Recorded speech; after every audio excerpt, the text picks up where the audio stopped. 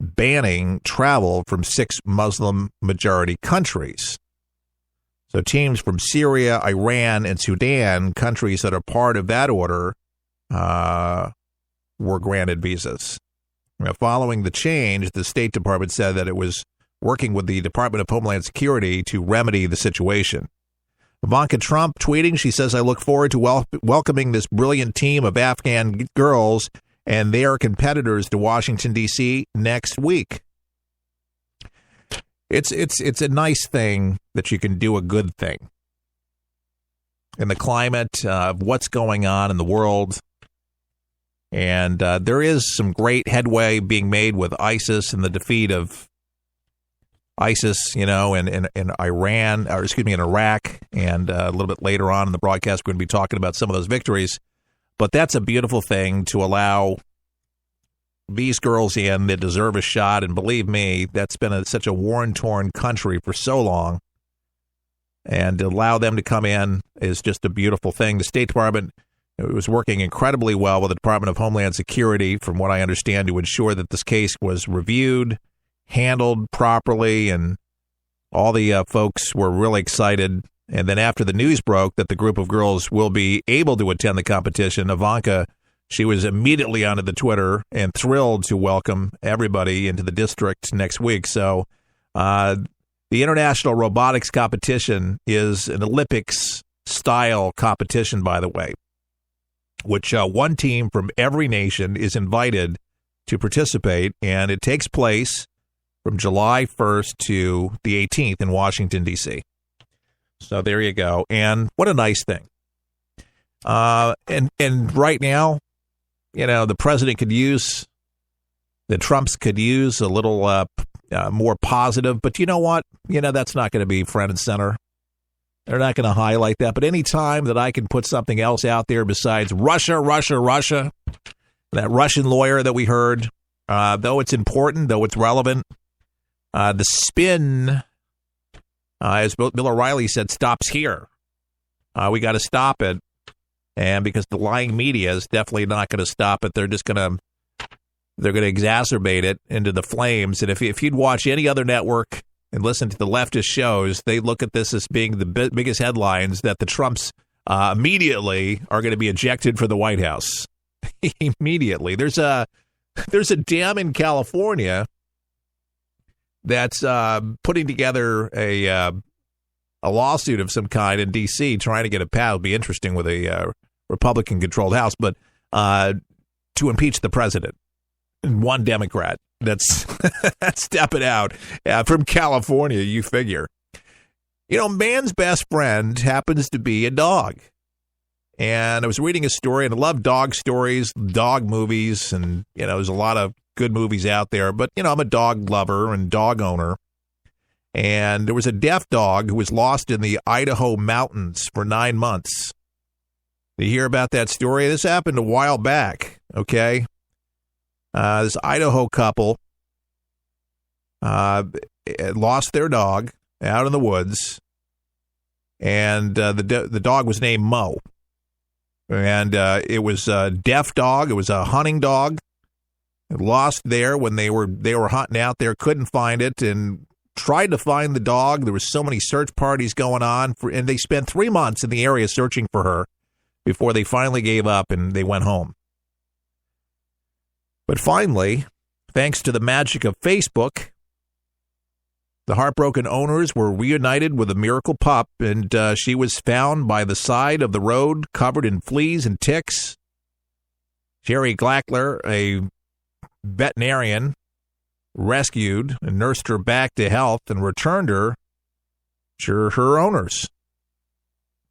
Now, the dog, badly malnourished and traumatized, was identified because of her love of chasing squirrels.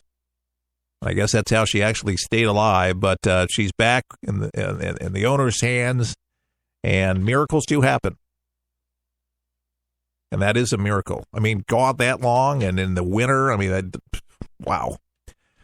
I've heard of crazy stories, cats and dogs, dropping a cat off. I remember hearing a family drop their cat off like 10 miles, 15 miles and sometimes even much further than that, find themselves home, months later.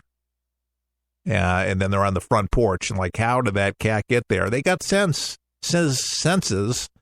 and then some of them don't come back, and I kind of wonder, okay, maybe they could have come back, but maybe they found a better family, one that really wanted them in the first place. And a lot of animals, unfortunately, they suffer abuse, and that's a shame. I know a young couple that has a dog near me, and it's a pup.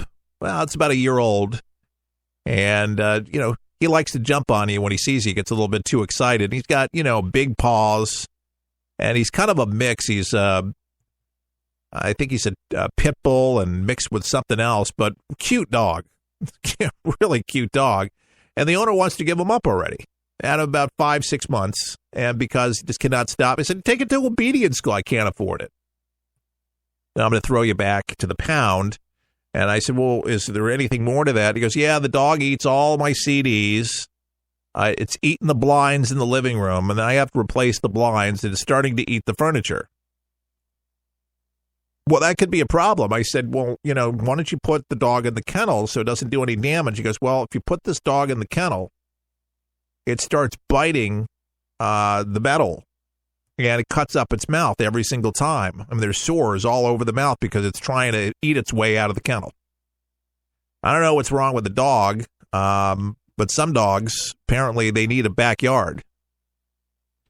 And there's not much of a backyard that you can put this dog to run around. But I think you have to kind of consider that before you get the dog.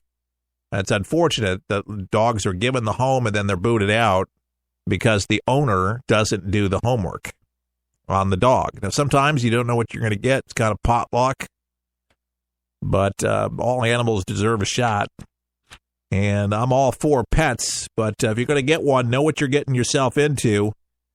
And I ended up with 2 dogs I never intended. That wasn't my plan, seriously. My wife, she was offered a I don't want to say a Shih Tzu. Yeah, we do have one of those, but the other one is a Chihuahua. That's the dog. Yeah, Winnie. That's her name. She's a blonde-haired Chihuahua. And Chihuahuas are very loyal dogs to its owner, or the alpha male, or whatever. But they're very noisy when they go out and do their business, and especially if there's anybody around nearby. I mean, they just yip and yap, and they can be kind of annoying. And then they'll run up to any kind of dog, and they think that they could bite the head off, a huge dog. They don't remember how big. They have big attitude. It's like the Taco Bell dog. But she's sweet. And then we get the Chihuahua, where my stepdaughter, she moved into an apartment, and I guess they found out that she had this Shih Tzu, sweet, and then it was small and manageable. And can you watch it for a couple weeks? Because we're gonna, we'll pay a pet deposit. And over a year later, so 2 dogs,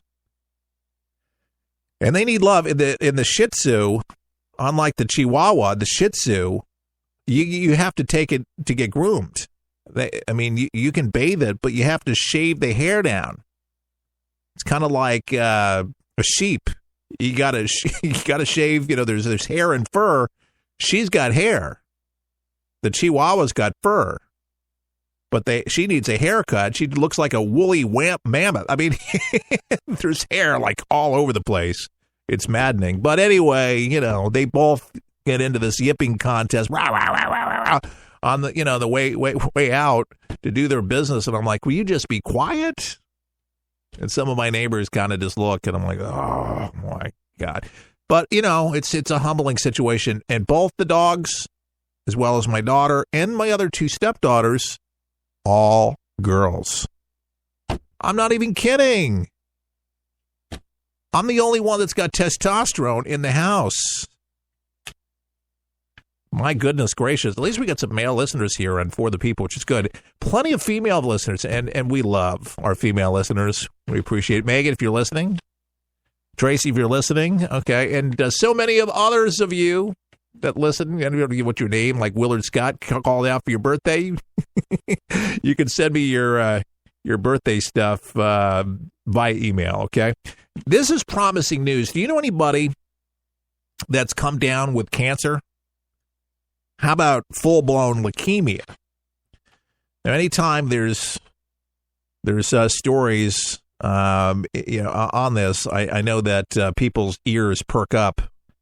And this is pretty positive, and this is why I decided to tell you a little information about this, because the Food and Drug Administration advisory panel voted 10-0 to finally recommend approval of the treatment, which was devised by the University of Pennsylvania and Norvis Corporation, that the FDA is not required to follow the panel's recommendation, but often does. And it's a one-time treatment, would be used on children and young adults with advanced leukemia.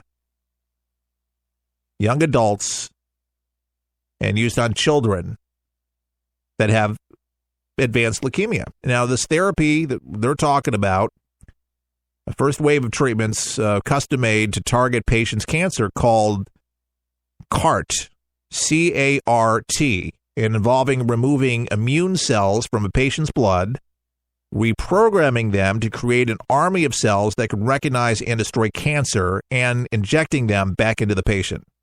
And they say it's a major advancement.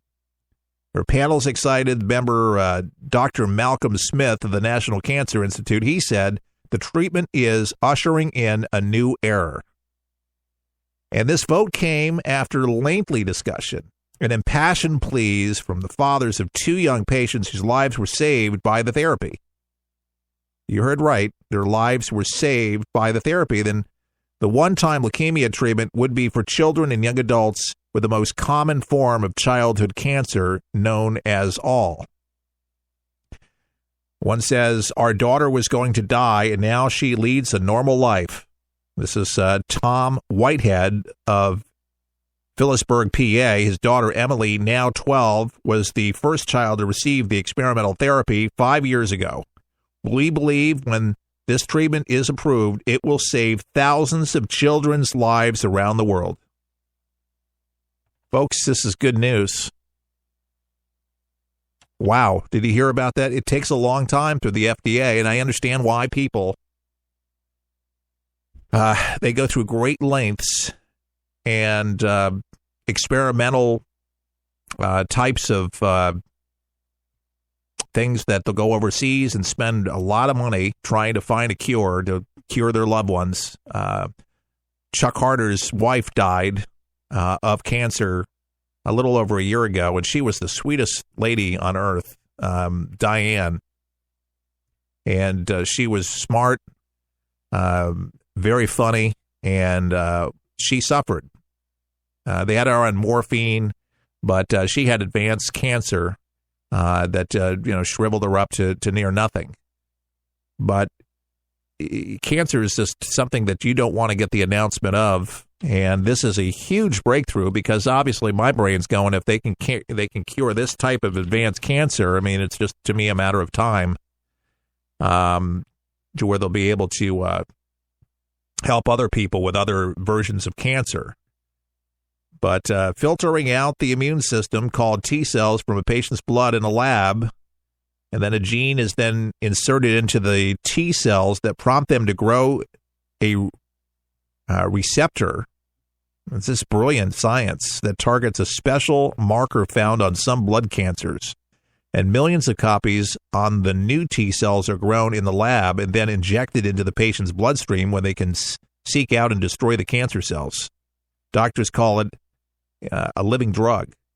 Permanently altered cells that continue to multiply in the body and into an army that fights the disease. I don't know if you're into nanosciences or anything like that, or miniature robots. It's kind of like that in a way. But during the patient's testing, the whole process took about 16 weeks, which can be too long to wait for somebody desperately that might be too ill. But the FDA advisors noted that during the meeting in Silver Spring, Maryland, drug companies officials said that they could now produce a treatment and get it to the patient in about 3 weeks.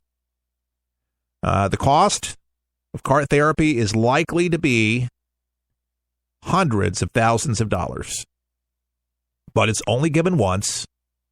Typically, cancer patients take 1